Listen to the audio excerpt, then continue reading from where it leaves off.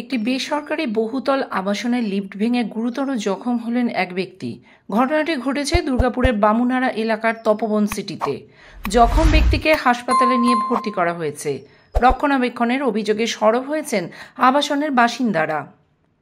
জানা গিয়েছে, ওই আবাসনে 58 নম্বর টাওয়ারের বাসিন্দা পেশায় সেনাকর্মী কৃষাণু ব্যানার্জি যখন 5 তলা থেকে নিচে নামার জন্য লিফটে চাপেন, তখন সেই লিফটে ওঠা মাত্রই সেটি ছিঁড়ে পড়ে যায়। আবাসনের নিরাপত্তা রক্ষীরা ও আবাসিকরা লিফটের দরজা ভেঙে কৃষাণুবাবুকে উদ্ধার করে বিধাননগরের একটি বেসরকারি হাসপাতালে নিয়ে ভর্তি করেন।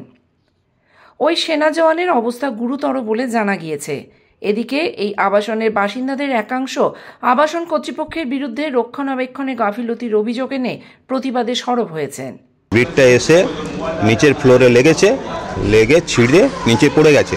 নিচে পড়ার সময় নিচে যে স্প্রিংটা থাকে সেই স্প্রিংয়ে লিফট কিন্তু জাম্প করেনি, স্প্রিংটা ভেঙে ভেতরে ঢুকে গিয়ে ভদ্রলোক কিন্তু সিরিয়াসলি ইনজিওর্ড এবং উনি হসপিটালে আছেন।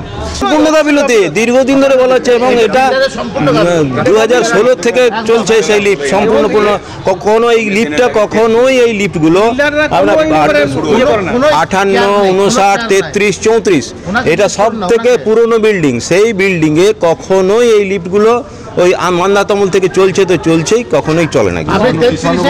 আবাসিকদের অভিযোগের বিষয়ে তপবন সিটির সুপারভাইজার উজ্জ্বল মুখোপাধ্যায় বলেন, ওনারা যেটা বলছেন রক্ষণাবেক্ষণ দেওয়া আছে, আমাদের এমসিতে করা আছে, নিয়মিত আসে, সার্ভিসিং করে যায় বা কোনো রিপোর্ট থাকলে সেই রিপোর্টের এগেনস্টে, কমপ্লেনের এগেনস্টে সেই কাজগুলো করা হয়। এবার সব অ্যাক্সিডেন্ট বা দুর্ঘটনায় দুঃখজনক। লিফট তো ওরকমভাবে ছিঁড়ে পড়লে তো আজকে যত টাওয়ার আছে বা সব জায়গাতেই একই রকম হয় তা নয়, কিছু মেকানিক্যাল প্রবলেম থাকে, সেই গ্রিস থেকে ঘটনাগুলো ঘটে। তবে এদিনের ঘটনায় ব্যাপক উত্তেজনা ছড়ায় আবাসনে।